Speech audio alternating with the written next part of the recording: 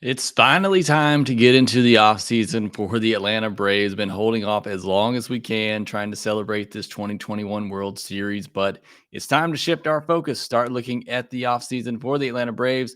And on today's episode, we're going to talk about the biggest need for the Atlanta Braves this offseason. So we're going to get into all of that on today's episode of Locked On Braves. So let's get into it.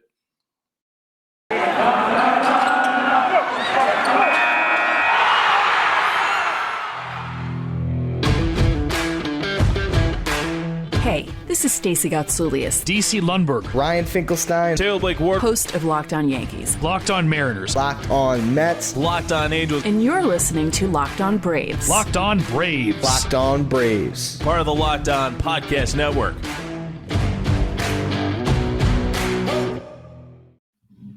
Hey, and welcome back to Locked On Braves, brought to you by the Locked On Podcast Network, where we talk about your favorite teams every day. I am your host, Jake Mastriani, and you can follow me on Twitter at ShortstopBall. Also, check out my bio there to see everywhere I am covering the game of baseball, including the Atlanta Braves, over at TomahawkTake.com. Also, make sure that you follow the podcast on Twitter at LockedOn_Braves. And make sure that you are subscribed to the Locked On Braves podcast, wherever you get your podcasts. And thank you for making Locked On Braves your first listen of each and every day.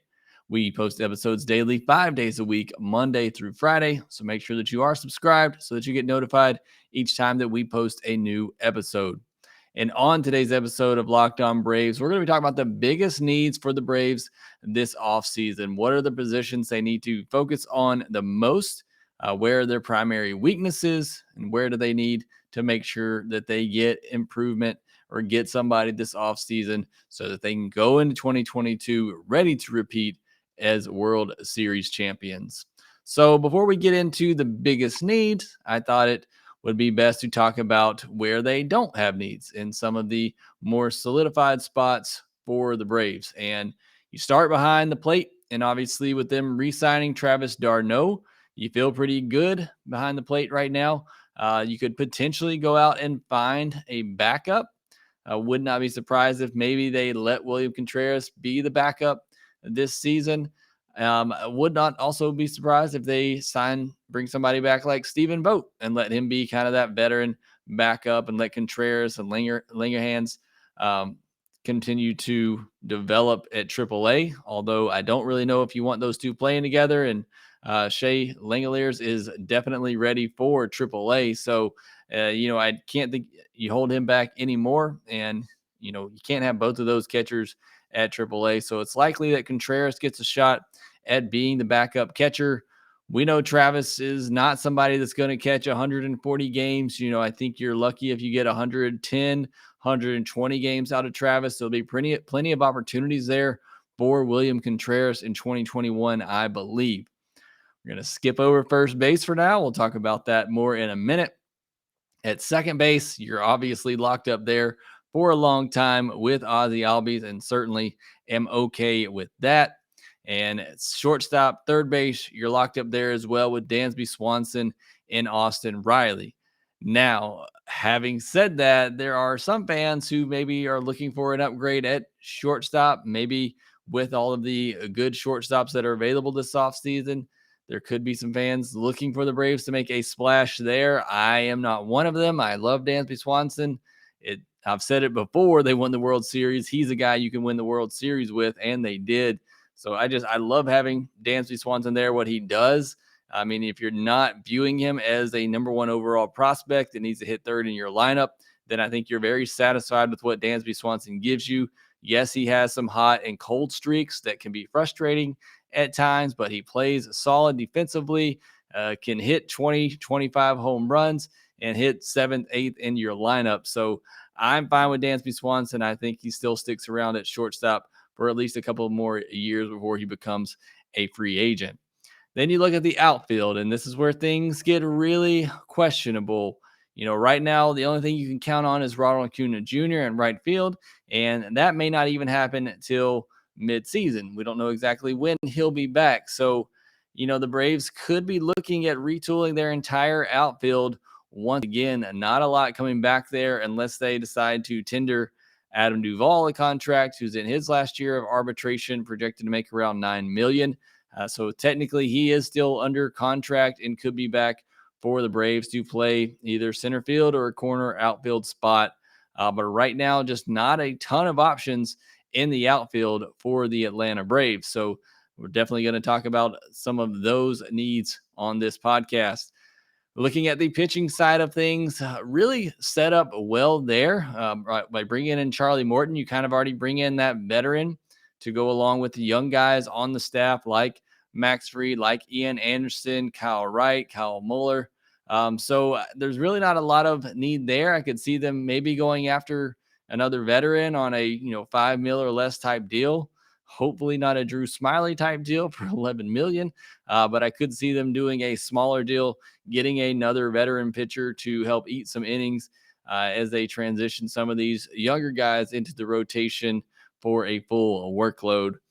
We'll talk about the bullpen later as well. Bullpen is always a need in the offseason. So we'll take our first break here, and then we'll come back and look at the biggest offseason need for the Atlanta Braves. BetOnline is back and better than ever. A new web interface for the start of basketball season and more props, odds, and lines than ever before. BetOnline remains your number one spot for all the basketball and football action this season. Head to their new updated desktop or mobile website to sign up today and receive your 50% welcome bonus on your first deposit. Just use our promo code LOCKEDON to receive your bonus. From basketball, football, NHL, boxing, and UFC, right to your favorite Vegas casino games. Don't wait to take advantage of all the amazing offers available for the 2021 season. BetOnline is the fastest and easiest way to bet on all your favorite sports. BetOnline, where the game starts. All right, so talking about the biggest need for the Braves this offseason, and until it happens, you have to assume that first base is the biggest need for the Atlanta Braves, because right now they have no one there. You look at their depth chart on their website, and the first base isn't even listed. It's not even showing up on their depth chart. They have nobody at first base currently. So first base is by far their biggest need. Now, I am still of the assumption, the line of thinking that Freddie Freeman is coming back. And just until it doesn't happen, I'm going to continue to believe that it will happen. And if you missed my podcast on Wednesday, I gave you 10 reasons why the Braves should re-sign Freddie Freeman. Had even more on Twitter from some of you as well. Some great points there. So I appreciate those comments on Twitter. But Freddie Freeman's got to come back. First base has to be taken care of. And I believe it has to be taken care of with Freddie Freeman. Now, having said that, talking about some plan B. So a good friend, Sam Peebles, over at tomahawktake.com, wrote an article on Wednesday talking about plan B options at first base if for some reason the Braves don't re-sign Freddie Freeman. And I don't even want to talk or entertain that idea, but let's talk about a couple of good plan B options. And the first one that he mentions is moving Austin Riley over there. Maybe it's easier to find somebody at third base, but as Sam points out in the article, I think they would rather not do that. Riley seemed very comfortable over there at first base, played a really great defensively. I wouldn't want to move him off that spot. But again, if the options at third base are better than at first base, then perhaps that's the route they go. I feel pretty confidently that Riley could handle the position over there fairly well. Obviously not as well as Freddie Freeman, who's a Gold Glover over there. But again, I'd rather leave Austin Riley where he is at third base, where he feels comfortable, where he really has grown defensively. A couple other options out there. My top one, if Freddie Freeman doesn't re-sign, would be to trade for Matt Olson from the A's. Apparently, the A's are looking to sell players off this offseason, and Matt Olson has already been rumored in potential trade. So he is somebody that I would target, somebody that I think would make a lot of sense. Another good first baseman like Freddie Freeman, a Gold Glover, has a ton of power. So I think Matt Olson would make a lot of sense as a backup plan if they don't sign Freddie Freeman. But make no mistake, first base is the biggest priority for the Braves this offseason. That has to be taken care of as soon as possible. And I'm talking about signing Freddie Freeman. Get it done, and get it done. Sign Freddie Freeman. I was watching tonight, saw the clip of him over at the CMAs and a sign from fans there saying to re-sign Freddie. Everybody wants you to re-sign Freddie. Re-sign Freddie. Please bring him back. Please bring him back. But that is the biggest need for the Braves right now, is at first base. The second biggest need for me is center field. And maybe they have that option or they have that field internally with Christian Pache. I don't know. And I don't think the Braves know. And you're not going to know until you give him a good run out there. And I get it. He started the 2021 season there in center field. Didn't look great. Got injured early on, really battled injuries there. Really wasn't great at AAA for a while, but he did turn things on at the end. And in fact, I wrote on Tomahawk Take a couple of times that I wish they would have promoted him sooner and given him a better look in center field there to kind of know what they have with him.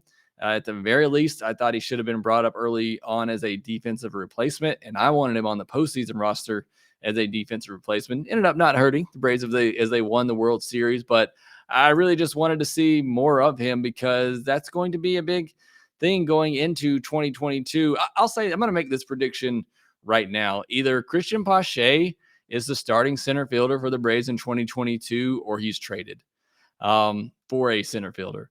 I feel like Pache is in that zone where, what does he have left to do at AAA? I mean, perhaps he has more room to grow, offensively, and maybe needs some more time there to develop that. But, we know he's there defensively. We know he can hold it down at the major league level defensively. I just think he needs more time, more reps at the big league level offensively to grow and mature there.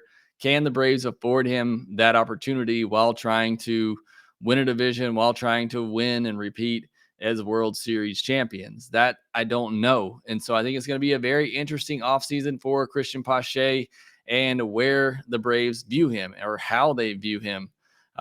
Drew Waters is another option, which I've never been that high on Drew Waters, and I don't think the Braves are either right now, quite honestly. So I think both those guys are going to be very key. Michael Harris, obviously, probably at least a couple of more seasons away. So I would not be surprised if the Braves trade either Waters or Pache this offseason for a center fielder who has a couple of more years of control. And then maybe Michael Harris is ready for that spot, in 2 to 3 years. We'll see. I mean, again, it's going to be a big jump for Michael Harris going to Double-A next year. So I'm really interested to see how that turns out for him and if he can kind of grow into some power there. But Pache in particular, really curious to see what the Braves' thoughts are on him, if they feel like he is ready to make that step, if they give him another chance in 2022 to start the year as the center fielder. If not, and if they decide to make a move for a center fielder, there are some good options out there that I think will be available. Just talked about the A's and then potentially trading off some assets. Ramon Laureano would be a very good trade piece. I think he would probably be pretty expensive. Don't know that the A's would want to move him, but he's somebody who's great defensively, has good power, left-handed bat. He is somebody that I would be very interested in. And then somebody who we heard a lot of rumors about at this past trade deadline is Byron Buxton. In fact, I was starting to feel somewhat confident that the Braves would trade for Byron Buxton at the past trade deadline. And when it didn't happen, I felt really confident that those talks would pick back up this offseason. So, the Twins are going in sell mode, and it sounds like they could be. I think Byron Buxton would make a ton of sense. Obviously, a lot of risks there with the injuries, just hasn't been able to stay healthy or on the field. But that would be, obviously, when he's healthy, an MVP caliber type player in center field, a 5-tool type player, I think that would be a lot of fun, but could definitely be a little risky too, depending on what the asking price is for Byron Buxton. But those would be 2 trade candidates, just, off the top. Haven't really done a ton of research on it right now, but those would be 2 guys as far as trade candidates go for center field. Not a lot of options out there in center field in the free agent market, so it would have to go the trade route. If I had to guess today, make a prediction today, I think Pache starts the 2022 season as your center fielder. Again, unless there's just a trade out there to be made for somebody who has a little bit of control, and Buxton doesn't. He only has one more year of control, so I don't know that Antopoulos would be willing to give up a lot for him, and he'd probably have to give up a Pache or a Waters in a deal for him. So I don't know that Alex would be willing to do that. But if there is another, center fielder out there who has some years of control, who is more of a proven asset, I think that could work as well and could be a potential fit for the Braves this offseason. But again, if I'm predicting right now, I think the Braves let Pache start the year in center field, and then they can adjust from that if they need to. If it's not working out, then we see what Alex can do at the trade deadline to make up for it there. All right, let's take another break, and then we'll come back and look at a couple of more areas of concern for the Braves. All right, so we talked about first base and center field being the two biggest needs in my mind for the Atlanta Braves going into this offseason. And again, they could somewhat fill both of those spots internally. I know Freddie Freeman is technically a free agent. I still consider him part of the Braves, but you could re-sign him, bring him back, and then put Pache in center field, and that could potentially take care of your two biggest needs right there. Their other biggest need is in left field. And, the Marcell Ozuna situation, I don't personally think Ozuna ever puts on a Braves uniform again. I personally don't want him to put on a Braves uniform ever again, but it is a difficult situation. And, the Braves don't really know how that is going to play out right now. So their hands are kind of tied on the Ozuna contract and what they're going to have to pay him, and just how all of that is going to go. I think the way I see it playing out is he'll eventually get suspended by Major League Baseball, perhaps for an entire year. And then the Braves will just decide to dump him and eat those last couple of years of his contract. I don't see any other way around it. It's a bad situation for the Braves, and there's just nothing they can really do about it. But I don't think he plays. I definitely don't think he plays at all for the Braves in 2021. And I personally don't think he ever plays for the Braves again. So that leaves a glaring hole in left field for the second straight year now. And the Braves are going to have to come up with a way to fill that. And the person who would be at the top of my list is Eddie Rosario. And I talked about this a couple of times, of the guys they traded for at the deadline this past year, those four outfielders, Rosario is the one that I would want to bring back the most. A left-handed hitter with pop. You saw what he did on the big stage in the postseason. So he is somebody that I would want to bring back. I wanted him, last offseason when they did go and get Ozuna. I wanted Rosario then. So, was really happy when they traded for him. He's still just 30 years old. So I would go after Rosario. He'd be at the top of my list as far as left fielders go. Don't know exactly what he would want or demand in free agency, but as long as it's not too outrageous, and I don't think that it would be, maybe 10, 12 million a year for 2 or 3 years, something like that. I think that could be done for Eddie Rosario. Starling Marte, he's starting to get a little up there in age. He's somebody that I have wanted for years and years. I love Starling Marte, but he is starting to get a little bit old, but also might not be very expensive right now. Maybe a 2-year deal, 18 million, something like that. So I think Starling Marte would be on my list as well. And Andrew McCutchen, kind of in that same mold of veteran outfielder, wouldn't be too expensive, but I've always liked Andrew McCutchen. I think he could be a good fit in the clubhouse and on the team as well. So those are the three biggest needs for the Braves right now: first base, center field, left field. Again, that outfield is kind of going to have to be rebuilt once again, because Acuna is going to miss time, and you don't know what you're going to get in center field, even if it is Pache. You at the very least have to go out and find a left fielder, and then maybe some more depth there as well. Maybe they do bring back Duvall. I would consider non-tendering him or seeing if you can sign him to a multi-year deal for 7 or 8 million a year. But we'll see what the Braves decide to do there. I think they probably do tender Duvall this time around, just because they need the depth in the outfield at the moment. And then I mentioned at the top, bullpen is always a need for every team.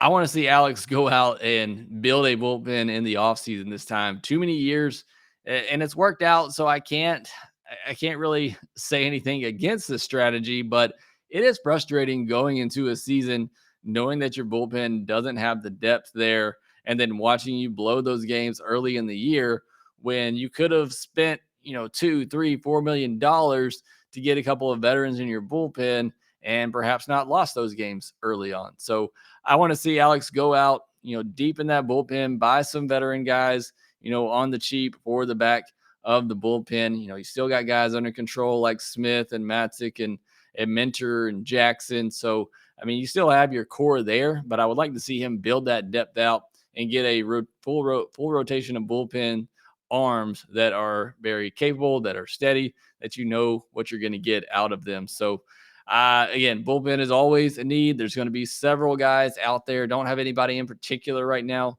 that I would like to see them go after, but definitely will like to see Alex, get a couple of arms. Again, nothing too expensive, $2, $3, $4 million a year type guys, but get some of those guys to kind of fill out that bullpen so that you don't have some of those mishaps early on in the year where you're losing games because you're just not coming out of the gate swinging with some of your better bullpen arms when your starters usually aren't going too deep into games early on. So those are my biggest needs for the Braves going into the offseason. As the offseason goes on, we'll start to pinpoint, some of those players they could target there. Again, I think Freddie Freeman is going to fit the need at first. I think Pache probably fits the need in center. So, if you look at it that and those two get filled, again, somewhat internally, then you're really just looking at left field, maybe providing some depth on the bench and the bullpen as the Braves' biggest areas of needs this offseason. When they went out and signed Charlie Morton, they went out and extended Travis d'Arnaud during the 2021 season. That really took care of two of their biggest needs, or what would have been their biggest needs going into the offseason. So they really already took care of that. Now they got to take care of Freddie at first, take care of the outfield, and then I think you'll be pretty much set going into the 2022 season. But let us know on Twitter. Hit us up at LockedOn_Braves, locked up at Shortstop Ball, and let us know what your biggest needs are for the Braves this offseason. But that will do it for this episode of Locked On Braves. Again, be sure to follow us on Twitter at LockedOn_Braves. Follow me at Shortstop Ball. Also, make sure that you rate, review, and subscribe to the Locked On Braves podcast wherever you get your podcasts. And we will talk to you next time.